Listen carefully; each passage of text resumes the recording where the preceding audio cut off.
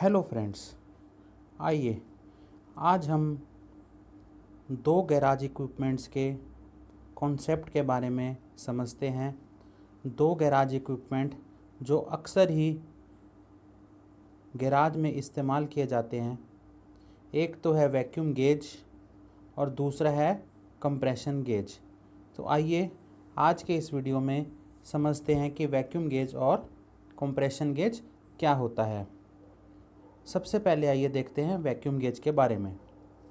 This instrument is use to check the suction efficiency of engine by measuring the vacuum in the intake manifold of an engine. Engine के अंदर जो हवा जाती है starting के अंदर ड्यूरिंग सक्शन स्ट्रोक, ये गेज उस प्रेशर को, उस वैक्यूम को मेजर करने के लिए जो है इस्तेमाल किया जाता है। It is measured in of mercury.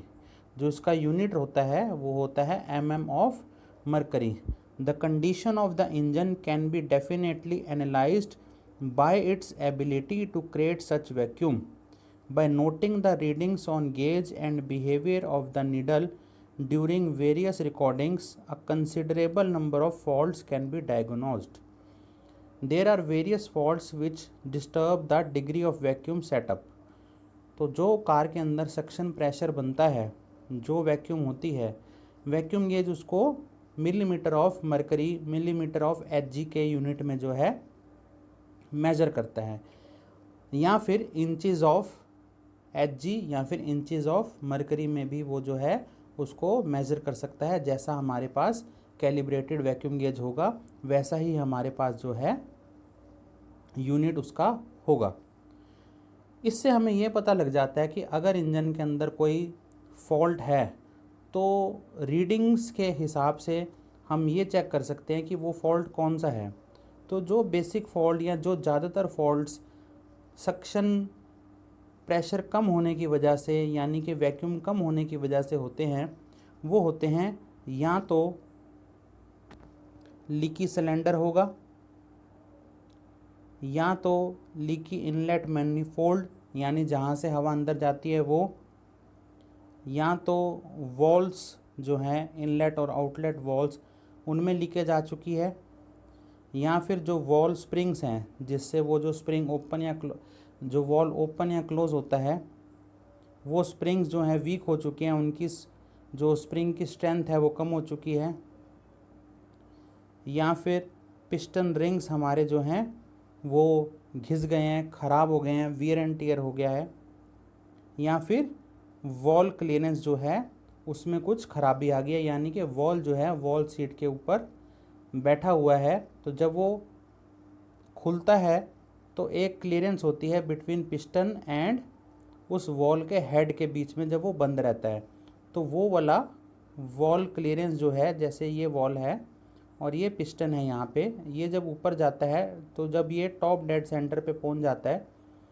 तो ये कितना डिस्टेंस रहता है इसे बोलते हैं वॉल क्लियरेंस। तो ये वॉल क्लियरेंस कितनी रह गई है ये भी इससे जो है हम देख सकते हैं। तो हमारा गेज कुछ इस तरह का जो है हमारे पास होता है। यहाँ पे हमारे पास रहती है नीडल जो कि इनटेक मैनिफोल्ड के अंदर इंसर्ट करी जाएगी।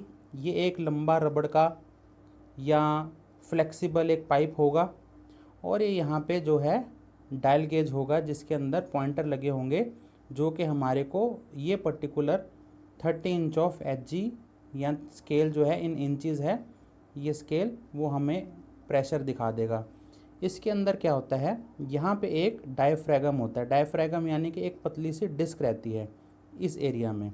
जब यहाँ पे वैक्यूम बनेगा ये डिस्क नीचे की तरफ जो स्ट्रेट होगी वो नीचे की तरफ डिफ्लेक्ट करेगी, थोड़ा सा डिफ्लेक्ट करने से ये प्लंजर के साथ लगी रहती है, जो कि प्लंजर जो है, प्लंजर मीन्स एक स्प्रिंग टाइप सिस्टम जो कि इस नीडल के साथ लगा हुआ है। तो जब ये यहाँ पे नीचे को वैक्यूम जाएगी, ये डायफ्रैगम जो स्ट्रेट था वो हमारा डिफ्लेक्ट होगा इस तरह से नीचे को, यानी कि इसकी पोजीशन यहीं पे रहेगी, बट ये यहाँ पे ऐसे थोड़ा सा कर्वेचर आ जाएगा, उसकी वजह से इस प्लंजर में खिंचाव आएगा, प्लंजर पुल करेगा और ये नीडल अकॉर्डिंगली हमारे को जो है प्रेशर शो कर देगी। तो ये इसके कंस्ट्रक्शन फीचर्स हैं, pointer, dial gauge, scale, pipe और नीडल। और उसकी वर्किंग बहुत ही सिंपल कि एक ये डायफ्रागम लगा रहता है। डायफ्रागम जो है वो नीचे की तरफ जाएगा जब वैक्यूम क्रिएट करेंगे, और उससे जो है प्लंजर की मदद से जो नीडल्स पे लगा हुआ है, ये नीडल्स जो है मूव करेंगी और हमारे को प्रेशर मिल जाएगा। इस तरह का कुछ जो है वो गेज हमारे पास होता है। तो आइए अभी देखते हैं साथ में कि और कौन कौन सी वजहें हैं जिससे जो है सक्शन प्रेशर या वैक्यूम जो है प्रॉपर ना बने। तो वो कुछ हैं, आगे है उसमें। अगर इग्निशन टाइमिंग में कुछ फ़र्क आ चुका है, या वॉल्व टाइमिंग, वॉल्व के खुलने या बंद होने का समय में कुछ फ़र्क आ चुका है, या फिर वॉल्व की सीट या वॉल्व की गाइड्स वो ख़राब हो चुकी हैं, या फिर प्रॉपर एयर और फ्यूल मिक्सचर बन के जा ही नहीं रहा, यानी कार्बोरेशन प्रॉपर हो ही नहीं रही, तो इन वजहों से, इन कुछ रीजंस की वजह से जो है हमारे पास जो है वैक्यूम प्रॉपर या सक्शन प्रॉपर क्रिएट नहीं होती, जिससे जो है प्रॉपर एयर फ्यूल मिक्सचर जो है कार के अंदर, कार के इंजन के अंदर नहीं जाता, और उसकी वजह से जो है हमारी एफिशिएंसी ओवरऑल में फ़र्क पड़ता है। तो ये कुछ कंस्ट्रक्शन फीचर्स हैं जो हम ऑलरेडी डिस्कस कर चुके हैं। हमारे पास डायल इंडिकेटर है जो कि मिलीमीटर या इंचेस के अंदर, दोनों के अंदर जो है अवेलेबल रहता है। नीडल है, प्लंजर है, एक रबड़ अडेप्टर यानी कि रबड़ का वो पाइप या होस, एक डायफ्रागम, ये हमारे पास जो है इसके कंस्ट्रक्शन की चीज़ें हैं। एक फ्लेक्सिबल रबर ट्यूब जो लंबी सी ट्यूब होगी जो उसको दूर रखेगी, और एक relief valve.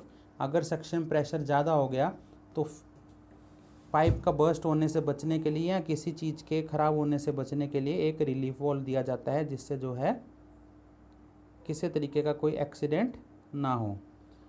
It has a diaphragm inserted in a tube above which a plunger is connected to dial indicator। जैसे कि मैंने आपको बताया कि एक डायफ्रागम होता है जो ट्यूब के अंदर रहता है उधर, जिसके ऊपर प्लंजर लगा रहता है जो कि डायल इंडिकेटर के साथ, पॉइंटर के साथ जो है अटैच रहता है। When it is connected to intake manifold of a running engine, the diaphragm deflects towards the manifold, यानी कि इस तरह से नीचे की तरफ। Due to vacuum, and dial indicator gives the reading in mm or inches. Some vacuum gauges also have digital displays। तो आइए इसकी पहले हम देख लेते हैं कि वर्किंग के अंदर क्या क्या फीचर्स हैं। वर्किंग के अंदर the method for testing the engine condition by measuring the degree of vacuum in the induction manifold is given as. सबसे पहला स्टेप रहता है the vacuum gauge should be connected to intake manifold। Second रहेगा start the engine and run it until it reaches normal operating temperature, यानी कि उसको 5, 10, 15 minute इस तरह से जब तक वो नॉर्मल टेम्परेचर अटेन नहीं कर लेता, नॉर्मल रनिंग कंडीशन अटेन नहीं कर लेता, जब तक जो है हम उसको इंजन को चलाएंगे। First set the throttle at idling speed. Throttle means acceleration हम सबसे पहले नॉर्मल रखेंगे कि हमारी अगर कोई एक्सेलरेशन नहीं है, यानी कि इंजन आइडलिंग, यानी कि इंजन नॉर्मल रन कर रहा है विदाउट एनी एक्सेलरेशन। अब हम गेज पे रीडिंग देखेंगे। फिर उसके बाद इसी तरह से अलग अलग वेरिएबल स्पीड्स पे एक्सेलरेटर को कम ज़्यादा कर करके अलग अलग स्पीड्स पे जो है, अलग अलग स्पीड्स पे जो हम प्रिस्क्राइब्ड वैल्यू उसके ऊपर, गेज के ऊपर चेक कर लेंगे कि क्या वो नॉर्मल हैं या वो फिर कुछ प्रिस्क्राइब्ड वैल्यू से अलग हैं। At low reading with steady needle indicates retarded ignition timing and retarded can timing. इससे हमारे को ये पता लग जाएगा कि हमारी जो है रिटार्डेड इग्निशन टाइमिंग है अगर हमारी नीडल कम प्रेशर शो कर रही है और नीडल स्टैटिक है, यानी कि वो बहुत ज़्यादा वाइब्रेशन में, या कि ऐसा कहें कि बहुत ज़्यादा उसके अंदर फ्लक्चुएशन ऑफ रीडिंग्स नहीं है। तो इस तरह से जो है हम एक कार के इंजन पे इसको सेट कर लेते हैं ये कार का इंजन के इनटेक मैनिफोल्ड पे लगा दिया, ये रबड़ होस पाइप है, और ये हमारे पास वैक्यूम गेज रहता है जिसके अंदर हमारे पास डायफ्रैगम, पॉइंटर और एक प्लंजर रहता है, और ये रबड़ का होज है, रबड़ का पाइप है लंबा, और ये हमारे पास नीडल है जो कि इनटेक मैनिफोल्ड पे लगाई जाती है। तो आइए देखते हैं कि अगर हमारे पास अलग अलग रीडिंग्स आएंगी तो हम उससे क्या चीज़ डायग्नोस कर सकते हैं। सबसे पहले अगर हमारी रीडिंग 70 से लेकर 21 इंचज़, ये यूनिट इंचज़ के हैं, 17 to 21 इंचज़ अगर स्टडी रहती है तो इसका मतलब एवरीथिंग इज़ नॉर्मल। अगर एक्सट्रीमली लो रीडिंग है और नीडल होल्ड स्टडी है, यानी कि एयर लीक है इनटेक मैनिफोल्ड पे या फिर थ्रॉटल बॉडी पे, और या फिर सेकंड ऑप्शन क्या हो सकता है, सेकंड रीज़न क्या हो सकता है, इनकरेक्ट टाइमिंग, यानी कि वॉल टाइमिंग जो है वो डिस्टर्ब हो चुकी है, उसको हम चेक कर लेंगे। इसी तरह से अगर नीडल फ्लक्चुएट करती है between high and low readings तो इसका मतलब है हेड की गैस्केट ख़राब हो चुकी है, हम उसको जो है चेक कर लेंगे, कंप्रेशन टेस्ट रन करके कंफर्म कर लेंगे। इसी तरह से needle fluctuates very slowly ranging 4 और 5 पॉइंट्स, यानी कि 4 और 5 पॉइंट्स के अंदर फ्लक्चुएशन हो रही है, यानी कि जो उसमें आइडल मिक्सचर है, यानी कि जब इंजन पे कोई एक्सेलरेशन नहीं दी जा रही तो जो कार्बोरेशन से एयर और फ्यूल मिक्सचर उसके अंदर जा रहा है उसकी एडजस्टमेंट चाहिए, या फिर स्पार्क प्लग का गैप जो है टू नैरो है, यानी कि स्पार्क प्लग का जो स्पार्क का टिप है उसका अपना एरो जो गैप है वो कम हो चुका है, या फिर वॉल्स जो हैं स्टिकिंग वॉल्स हो गए हैं, उसमें चिपचिपाहट से आ गई है जिससे उनका ऑपरेशन सही से नहीं हो पा रहा है।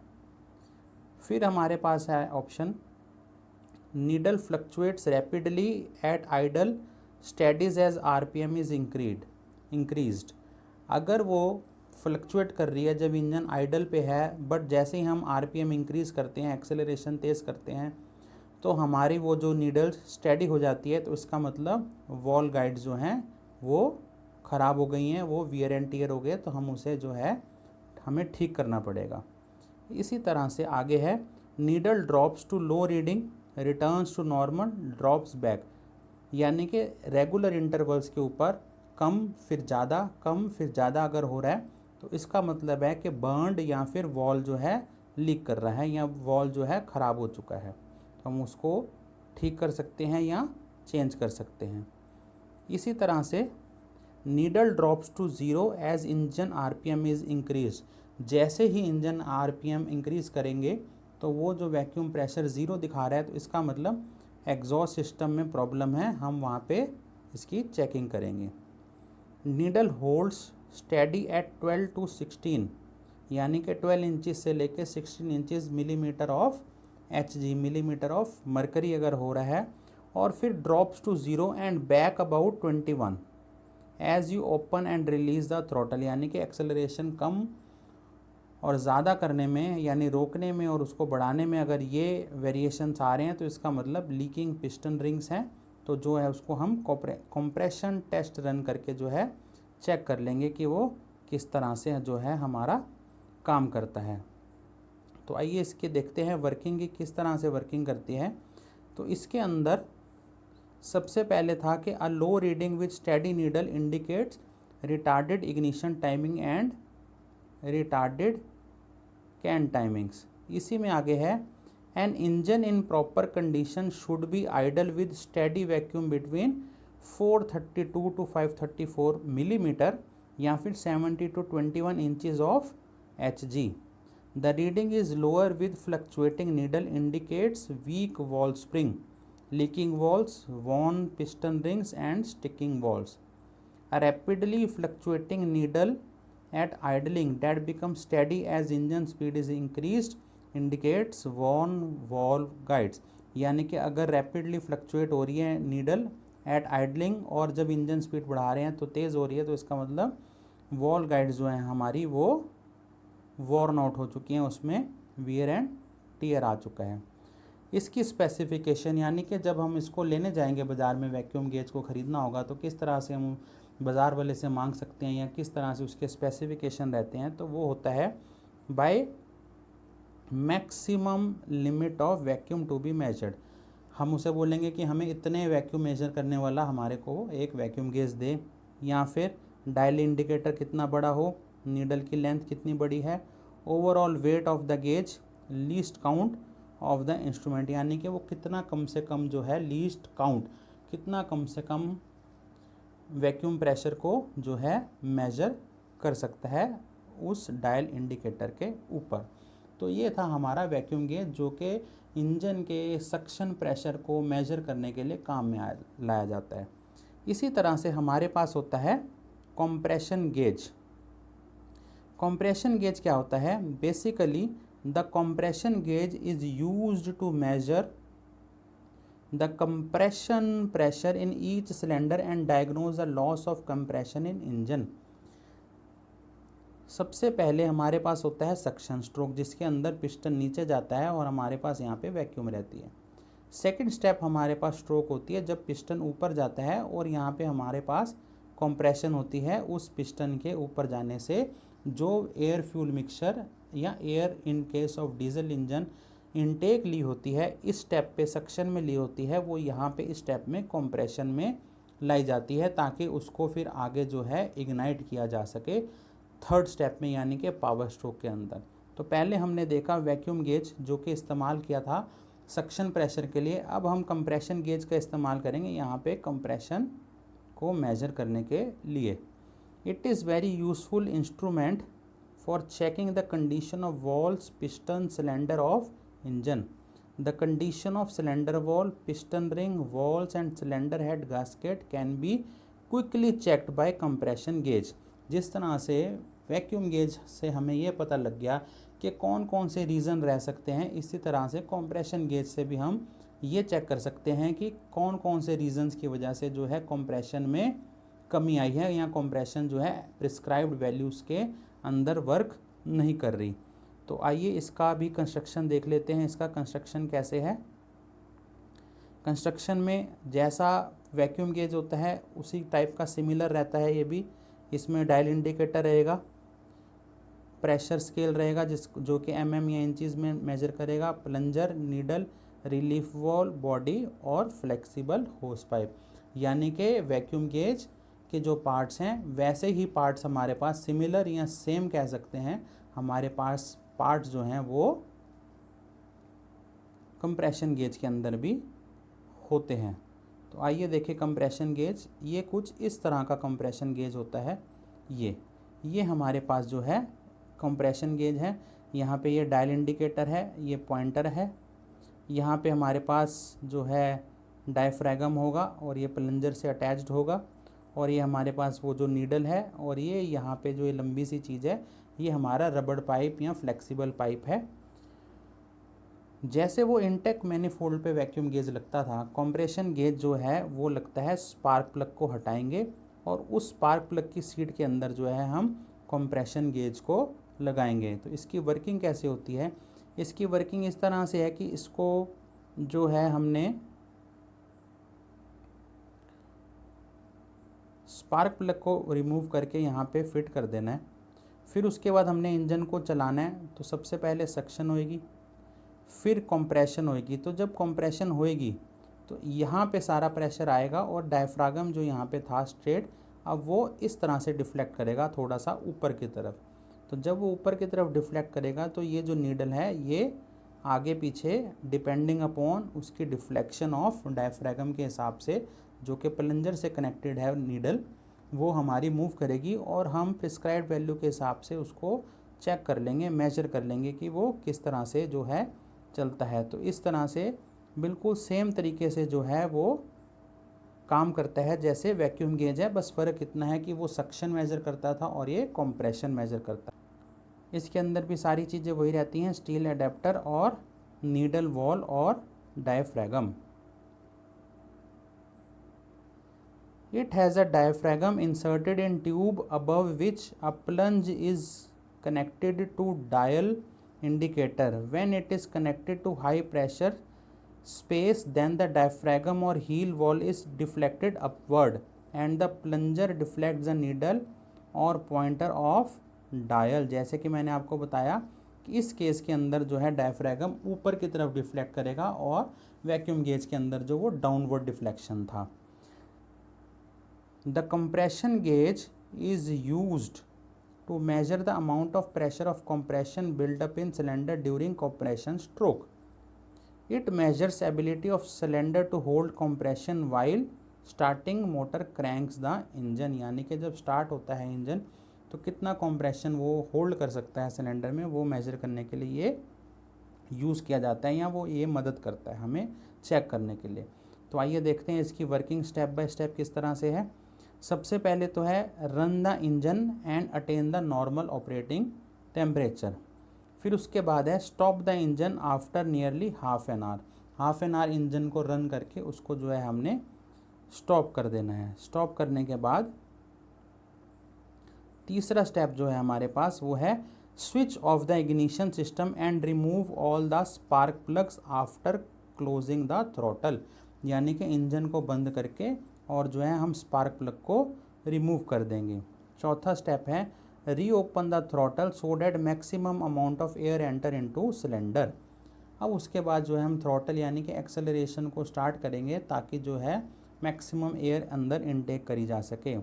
फिर उसके बाद है fix the compression gauge adapter into spark plug hole of cylinder number 1। ये स्टेप बाय स्टेप करेंगे, पहले फर्स्ट सिलेंडर के लिए, फिर सेकेंड, फिर थर्ड, फिर फोर्थ, जितने भी सिलेंडर का हमारे पास इंजन हो स्टेप बाय स्टेप जो है हम इसमें इंजन के पर्टिकुलर सिलेंडर के कॉम्प्रेशंस को चेक करेंगे।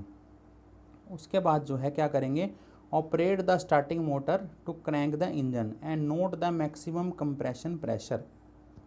If the reading of pressure is less than the manufacture specification then there may be leakage from either piston ring और वॉल और cylinder head.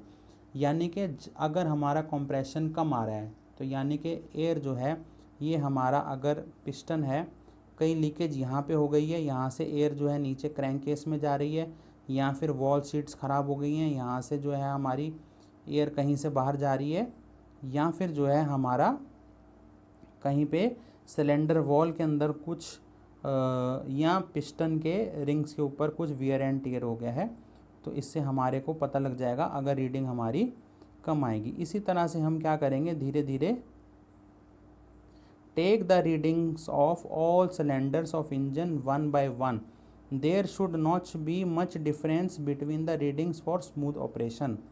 If the reading is much more than the specified then it shows that the compression ratio has increase due to carbon deposition in the cylinder. अगर compression ratio ज़्यादा आएगी, ज़्यादा show होगी, तो इसका मतलब है कार्बन डेपोजिशन हो गई है, यानी कि अंदर का जो एरिया है वो कार्बन लगने की वजह से कम हो गया है, और जब वो इंजन रन कर रहा है, पिस्टन ऊपर की तरफ टीडीसी की तरफ जा रहा है, तो कंप्रेशन प्रेशर बढ़ रहा है क्योंकि आसपास सब जगह जो है कार्बन डेपोजिशन हो गई है, और उसको हमें खोल के डीकार्बोनाइजिंग यानी कि कार्बन को रिमूव करना पड़ेगा। कार्बन होती है जो अनबर्न्ड फ्यूल रह जाता है आफ्टर पावर स्ट्रोक या ड्यूरिंग पावर स्ट्रोक, वो जो एग्जॉस्ट नहीं हो पाता, वो एक तरह से धुआं या कालक जो है वो जम जाती है, जिसे हम आम भाषा में या टेक्निकल भाषा में हम कार्बन का नाम देते हैं। Similarly the compression gauge is used for testing of compression pressure of diesel engine. For testing the diesel engine the compression gauge is fixed after removing the fuel injector. जैसे कि spark plug remove करते थे petrol engine में और उसकी जगह जो है कंप्रेशन गेज को फिट करते हैं, इसी तरह से जो है हम कंप्रेशन गेज को जो है डीजल इंजन के अंदर फ्यूल इंजेक्टर की जगह जो है लगाते हैं। Fuel injection pump is set at no injection position. यानी कि फ्यूल पंप से हम सेट कर देते हैं कि कोई भी फ्यूल इंसर्ट नहीं होगा, फ्यूल नहीं जाएगा, और हम उसको इंजन को कह सकते हैं कि सूखा चला के देखेंगे एक बारी, ताकि हमारे को पता लग जाए कि कितना इंजन जो है कंप्रेशन करता है। The engine is cranked and the highest reading on dial indicator is noted. It should not fall beyond the specified limits. तो जो है इस तरह से जो है हमारा कंप्रेशन गेज जो है इस तरह का जो दिखता है वो हमारा काम करता है। यहाँ पे हमारे पास जो है डायफ्रागम रहता है, कुछ यहाँ पे जो डायफ्रागम जो है नीचे की तरफ ऊपर की तरफ जाएगा कंप्रेशन गेज में और नीचे की तरफ जाएगा वैक्यूम गेज में, और इसके अंदर प्लंजर होगा जो इस नीडल को हमारे डिफ्लेक्ट करेगा, और ये जो पाइप है ये आगे कनेक्ट कर देंगे टुवार्ड्स इंजन के स्पार्क प्लग या फिर फ्यूल इंजेक्टर की तरफ। तो ये था हमारा कॉन्सेप्ट आज का जो हमने सीखा about vacuum gauge and compression gauge. मैं उम्मीद करता हूँ आपको ये कॉन्सेप्ट समझ में आए होंगे। Thanks for watching.